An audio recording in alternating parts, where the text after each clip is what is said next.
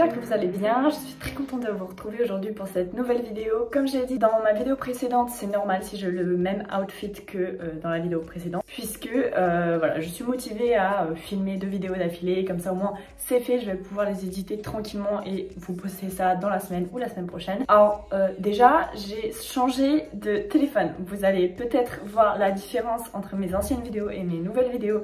Sur le grain de ma peau, là je vois que le grain de ma peau est dégueulasse. Voilà, j'aime un peu moins, mais c'est moins naturel. Là au moins, vous n'avez aucun filtre. Aujourd'hui, on va parler de ce que je ne comprends pas. Tout simplement. Disclaimer, comme dans beaucoup de mes vidéos, disclaimer, ce sont des questions que je me pose honnêtement. C'est-à-dire que si vous avez des réponses à ces choses que je ne comprends pas, n'hésitez pas à répondre, parce que c'est vraiment des questions que je me pose depuis toujours, et je sais que je suis pas la seule. Donc voilà, on va partir du plus soft. Et la dernière question, c'est vraiment une question que je me pose et que je me suis vraiment toujours posée. Et je pense par contre être l'une des seules personnes à se poser cette question. Vous verrez ça, let's go, c'est parti. La première chose que je ne comprends pas, c'est pourquoi sur les paquets de pâtes, sur les boîtes de conserve, sur en fait tout ce qui est alimentaire, vous allez avoir écrit valable jusqu'au, 2 petits points, voire au dos, ou voir sur le couvercle. Pourquoi vous n'écrivez pas la date tout simplement valable jusqu'au ta-ta-ta? Ils se sont crus dans un escape game ou quoi? Faut toujours aller voir sur le dos, sur le couvercle, en bas, à droite, blablabla. Non, écrit juste valable jusqu'au ta-ta-ta. Pas voir au dos. Ça n'a pas de sens. La deuxième chose que je ne comprends pas dans la vie en général, c'est pourquoi les professeurs écrivent tout sur leur présentation. Et après, ils vont nous dire, en tant qu'étudiants, de n'écrire que des mots-clés. Ça, j'ai jamais compris ça et je me suis dit peut-être que les profs ne savent pas faire des présentations, en sachant que, je le rappelle, j'ai étudié la communication et la publicité. Hein. Ne pas savoir faire de présentation PowerPoint, c'est quand même assez délicat dans ce domaine, mais bon, soit. Et là, en fait, je me suis rendu compte qu'il y a vraiment des profs qui nous prennent pour des cons. J'ai des profs, sérieusement, qui m'ont dit... Pour votre présentation, vous mettrez juste les mots-clés, hein, vous n'écrivez pas tout le texte, ne faites pas comme moi. Bah pourquoi tu le fais? C'est quoi le principe? Montre-nous l'exemple de mettre que des mots-clés, parce que nous, on ne sait pas forcément ce qu'est un mot-clé si vous écrivez tout. Je sais pas si vous voyez ce que je veux dire, on peut pas différencier les mots importants des mots moins importants puisque vous écrivez tout. Voilà, c'est une petite interrogation, balancez vos commentaires pour me dire pourquoi ils font ça quoi. Troisième interrogation qui est un petit peu plus touchy, quelque chose que je ne comprends vraiment pas, et encore une fois, si vous avez une explication valable, justifiée, justifiable, dites-la moi, c'est pourquoi certains parents postulent sur les réseaux sociaux à la place de leurs enfants. Je m'explique. Ils ne postulent pas littéralement à leur place en disant je veux faire un stage, nanana. Ils écrivent ma fille ou mon fils cherche un stage ou une alternance. Mon fils ou ma fille cherche un job d'été. Je comprends pas en fait. Je sais que certains parents vont dire oui mais mon fils ou ma fille n'a pas Facebook, n'a pas LinkedIn, nanana. On est en 2023, c'est pas obligatoire d'avoir des réseaux sociaux, mais c'est très pratique pour ce genre de choses d'avoir des réseaux sociaux pour postuler pour des jobs, pour des alternances, pour des stages. Donc pourquoi il ou elle ne se crée pas tout simplement un compte professionnel pour Facebook, pour LinkedIn, voire même parfois pour Instagram selon certains métiers artistiques? Pourquoi? C'est une question que je me suis vraiment toujours posée. Pour moi ça fait bête. J'aimerais bien un jour recruter des gens et avoir une équipe avec moi. Jamais je ne recruterai un enfant dont le parent a postulé à sa place. Votre enfant n'est pas capable de le faire tout seul? Encore une fois je comprends pas. Alors ça c'est une interrogation très bête, je le sais. Mais je veux vraiment une réponse et ça va durer 10 secondes. Comment les gens qui font du tir à l'arc ou de l'arbalète, vous savez, comme la fille dans Hunger Games, ça, comment ils font pour retrouver leurs flèches dans la nature? Je comprends pas. Ils ont 10 flèches, ils tirent leurs 10 flèches pour, je sais pas, avoir un animal ou quelque chose. Comment ils font après pour le retrouver dans la nature? Ça, c'est une vraie question que je me suis toujours posée. Une autre question qui est un peu touchy aussi parce que je viens d'avoir un iPhone pour mon anniversaire, mais avant j'étais team Samsung. Non pas que je préférais Samsung, mais c'est juste que au vu de la qualité et du prix, clairement si je préférais Samsung en fait, disons-le. Là maintenant j'ai un iPhone et je vois l'avantage d'avoir un iPhone lorsque on a un MacBook. Mais du coup une interrogation qui m'est venue lorsque j'avais un Samsung. Pourquoi les gens qui ont des iPhones rabaissent les autres marques? Je comprends pas. Je dis pas tout le monde évidemment, mais les Apple addicts, je vous jure, tu leur dis que tu as un Samsung, ils te regardent. Genre comme ça. Alors que les gens qui ont un Huawei, qui ont un Xiaomi, qui ont un Samsung, qui ont un Ricoh, on ne fait pas ça, genre On me rabaisse pas les autres marques. Alors oui, iPhone c'est très bien, j'en ai un à l'heure actuelle et je trouve ça très bien, mais pour le moment je ne trouve pas ça mieux que une autre marque, un bon téléphone d'une autre marque. Donc voilà, c'était ma petite interrogation. Mais du coup maintenant elle est plus valable parce que j'ai un iPhone.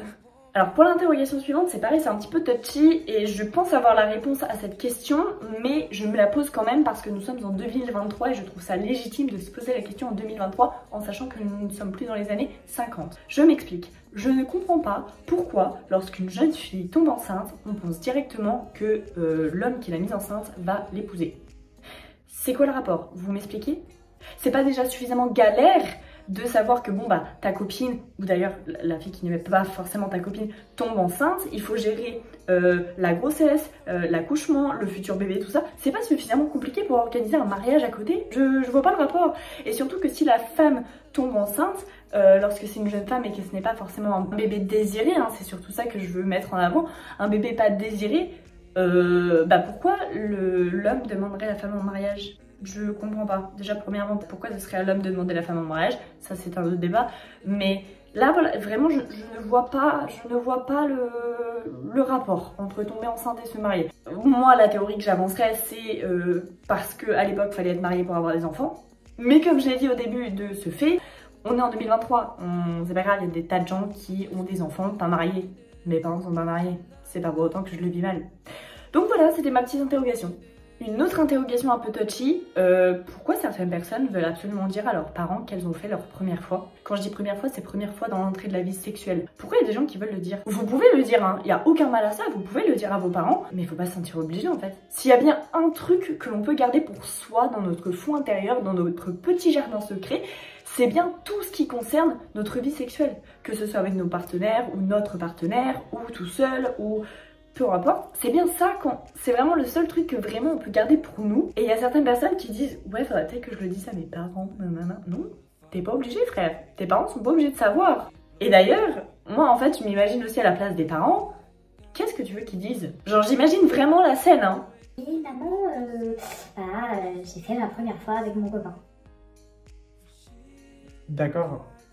Alors là c'est une interrogation complètement random que j'ai mis là, je ne savais pas trop la mettre dans la vidéo mais à la fin j'avais tellement de je ne comprends pas que fallait que je mette un petit peu au pif. Donc c'est complètement random, c'est pourquoi certaines spatules en cuisine sont en plastique. Voilà, alors peut-être que certaines personnes vont se demander de quoi je parle. Certaines spatules que vous utilisez dans votre poêle, dans votre casserole, sont en plastique. C'est quoi le principe? C'est chaud, c'est quelque chose qui va toucher du chaud, qui va toucher une poêle, qui va toucher une casserole. Pourquoi vous faites ça en plastique? Ça fond le plastique, pourquoi? Je comprends pas. C'est une interrogation comme une autre, mais je ne comprends pas. Ça, c'est une interrogation qui fait un peu boomer et je m'excuse pour cette interrogation, mais je me pose vraiment la question. Pourquoi certaines personnes préfèrent un réseau social plutôt que l'autre pour parler? Il y a certaines personnes qui vont préférer Messenger, d'autres Instagram, d'autres Snapchat, d'autres WhatsApp, d'autres les SMS.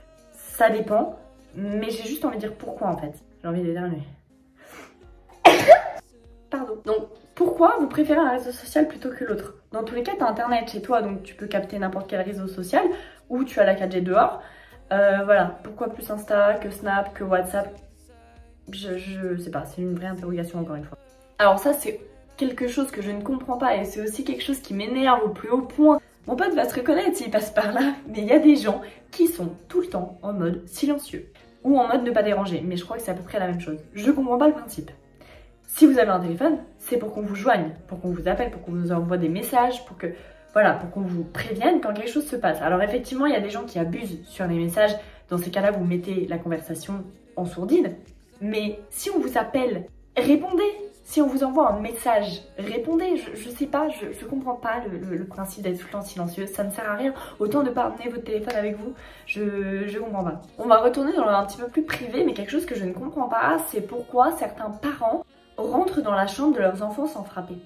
C'est une vraie interrogation que je pose ça là. Ça peut paraître absolument évident pour certains, ça peut paraître insensé pour d'autres, mais je sais que certaines personnes, certains parents ne frappent pas. Alors je dis parents, mais ça peut être frères et sœurs également, mais je trouve ça encore plus gênant quand c'est des parents. En fait, la chambre, c'est le cocon de l'enfant. C'est là où l'enfant ou l'adolescent va faire sa vie privée, sa vie intime, sa vie à lui. Et je trouve que c'est le meilleur moyen de rentrer dans la chambre de son enfant et de le trouver dans des situations assez gênantes. Je ne vais pas vous faire de dessin, je pense que vous voyez très bien de quoi je parle. C'est déjà arrivé, ça va encore arriver, à moins que ce soit vraiment un truc urgent ou vraiment c'est un truc grave et là du coup tu rentres dans la chambre, tu ne penses pas à frapper, ok. Mais si c'est juste pour demander quand est-ce que tu viens manger, je sais pas, frapper avant d'entrer, enfin c'est...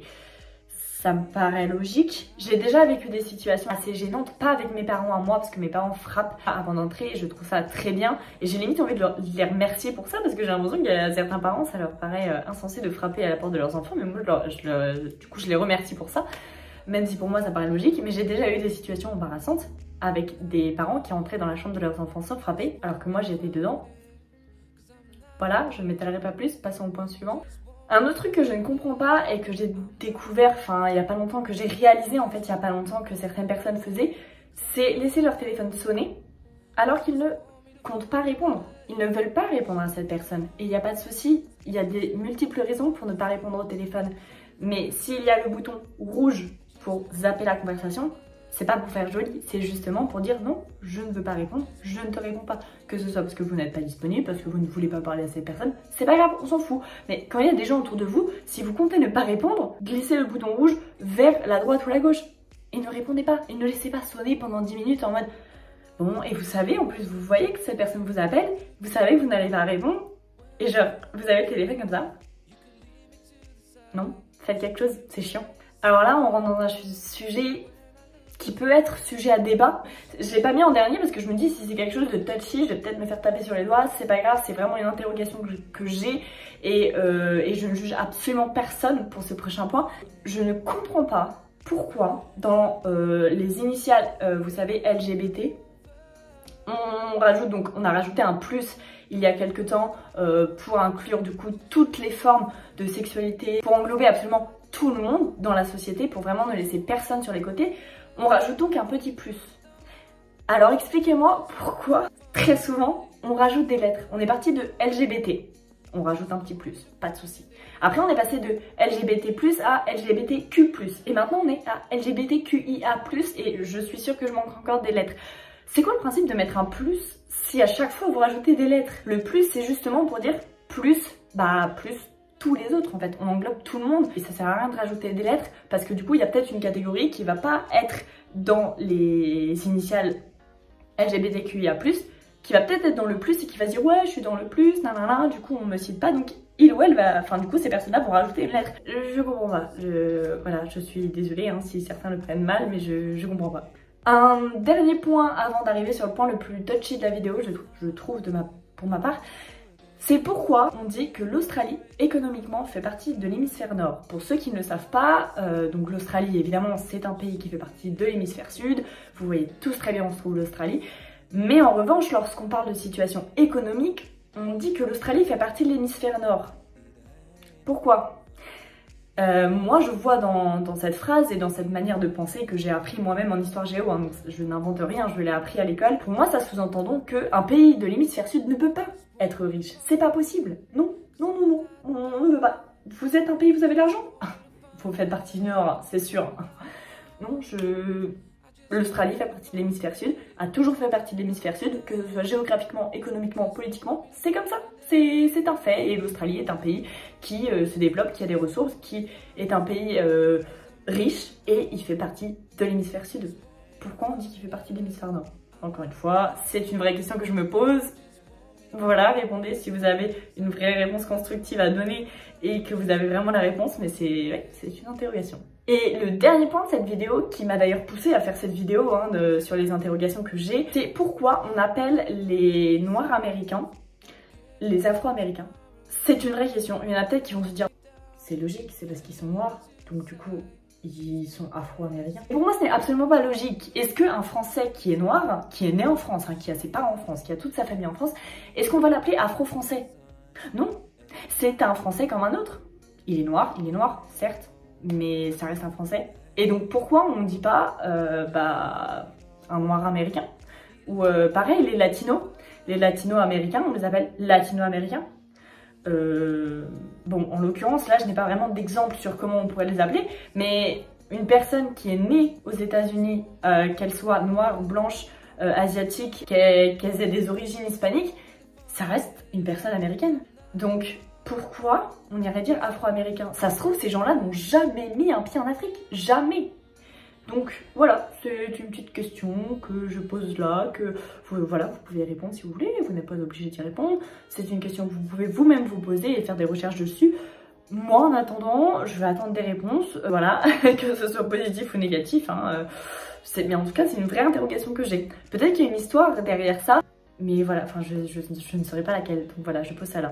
Et voilà, j'en ai fini pour cette vidéo qui va sûrement être très longue et très compliquée à éditer. En tout cas, j'espère que cette vidéo vous a plu. On se retrouve très vite pour une prochaine vidéo. Sur ce, je vous laisse, je vous fais des bisous et je vous dis qu'à bientôt.